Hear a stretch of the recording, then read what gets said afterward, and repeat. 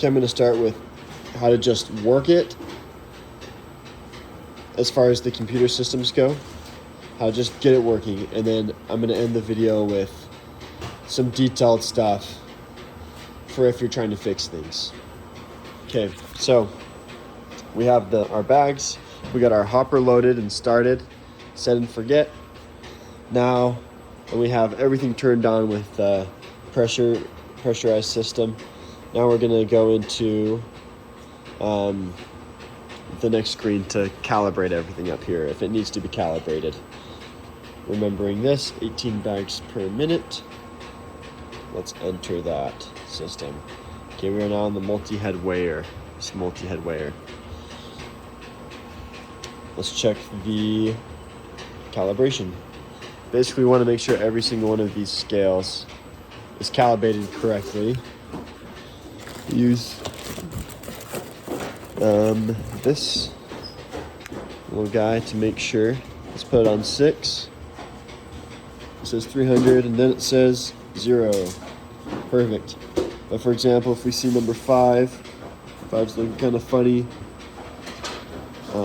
what we're gonna do is we're gonna empty it. 5, empty. Then we're going to 0 it. Then we're gonna put this 300 gram weight on it. Make sure it's, well, it doesn't matter. You just press full. And then take it off. And usually what'll happen is it'll still be a little bit off. And so what you need to do is you take this weight off, you 0 it, and you put the weight on again. And then you press full. You take the weight off. And you can repeat that as many times as you need to for it to just get to 0 and then 300.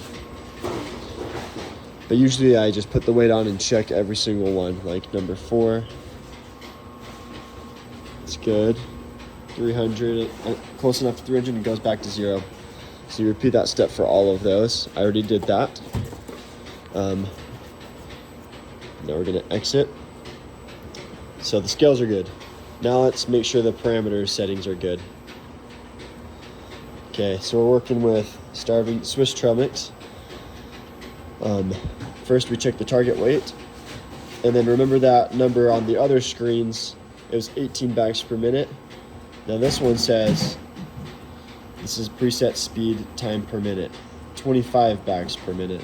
This one should be 7 to 10 higher than the one over there. Those are the two things you want to check. So I'm going to download because I'm running number 1, normal product. Okay, now I exit. And I can actually press run.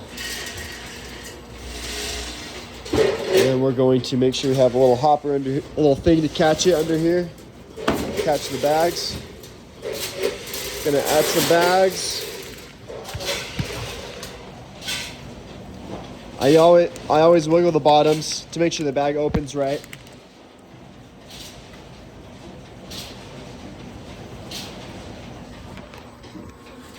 I just set that right in there. We'll do one more batch so the machine can run for a second.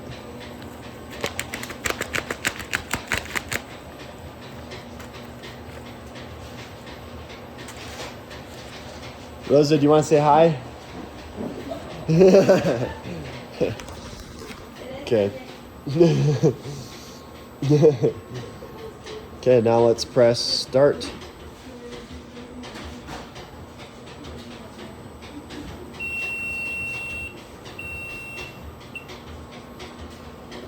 Okay. One thing you want to check is this. You want to make sure the things that grab the bag,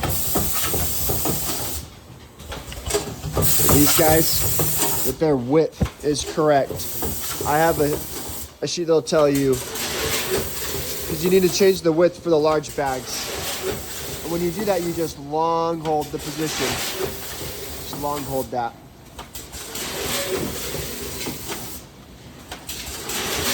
Okay.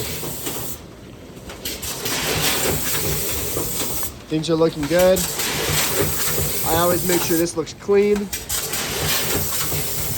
and the bags should be filled up to about right there, but I'll weigh it to make sure.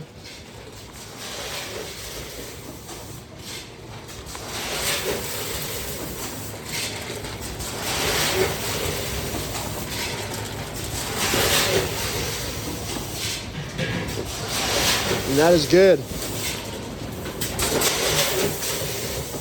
One thing I forgot to mention is well, firstly, if you want to access parameter settings, you gotta pause. Then you can enter there. And that just pauses the multi-head weigher.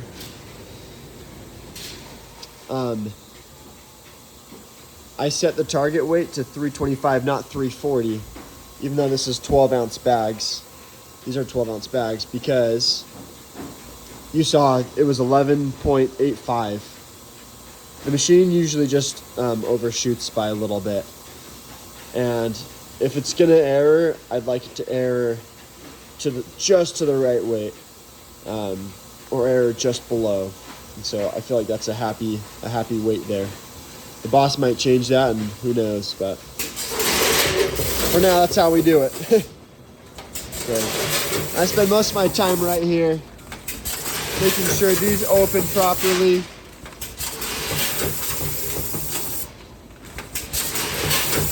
You want to keep these bearings under here.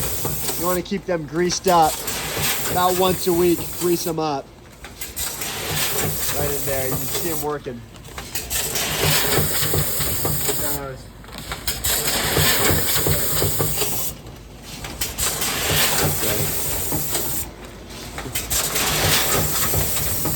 Yeah, see this one, the bottom didn't open properly, so I shoved some of the material in to make sure it got a nice seal.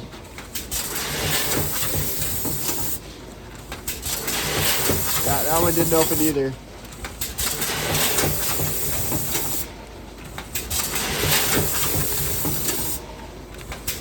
So I probably didn't wiggle the bottom of the bags well enough when I was putting them in here.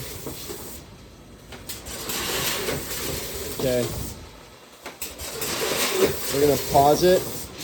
When you pause it, you press drop material to make sure it's off. And then you actually don't have to pause it here. You don't have to, if you want the machine to just stop. So now we're gonna get into the video of just kind of some generally just some good tips. So if this thing gets kind of dirty, like bags are getting held and they're getting dropped over there because the sealer is kind of sticky, this is what you do. You come over here, you turn it to a manual, you hold start. Okay, I just held start long enough for this thing to open up. It actually is a little bit sticky, so I'm gonna grab my brush. Just clean this puppy off.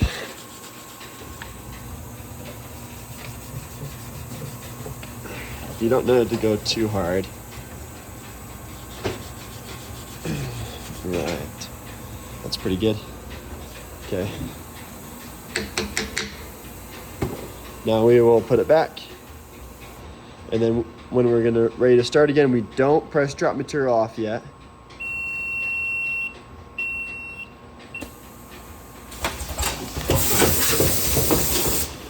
What we do is we turn it on. We let the rotary table grab one bag. We let the rotary table grab one bag and then come for the next, and then we press drop material on. Sergio, the guy, one of the engineers at this company, said that that's how you can get the machine running a little more smoothly. Okay, let's see.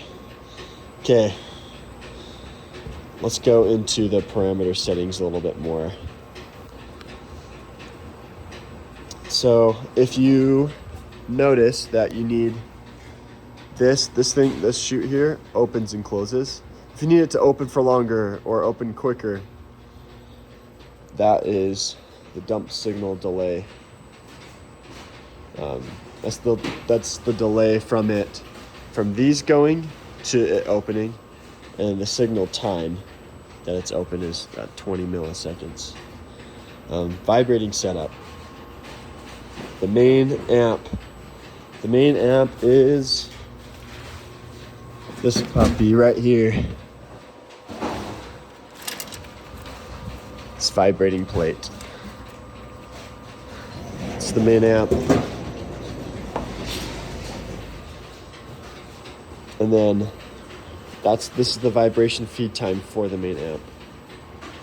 And I'm not sure what that's in, like milliseconds or what, but anyways, okay, now all these, we'll see there's 10 of them because we have 10 plates, vibration plates.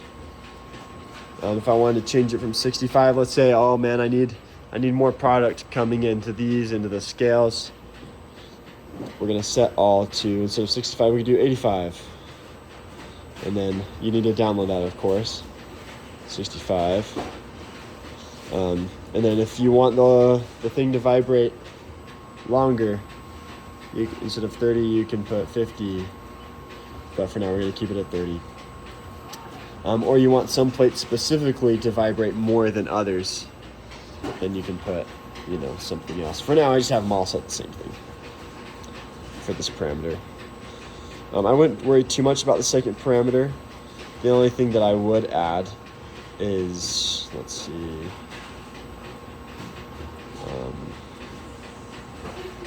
time hopper is open and main hopper delay. These two, you can see more instructions for what these are in the help section.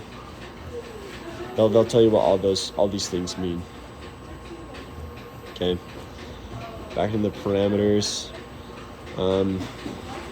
Let's see if there's anything else I wanted to describe. Nope, I think that's it.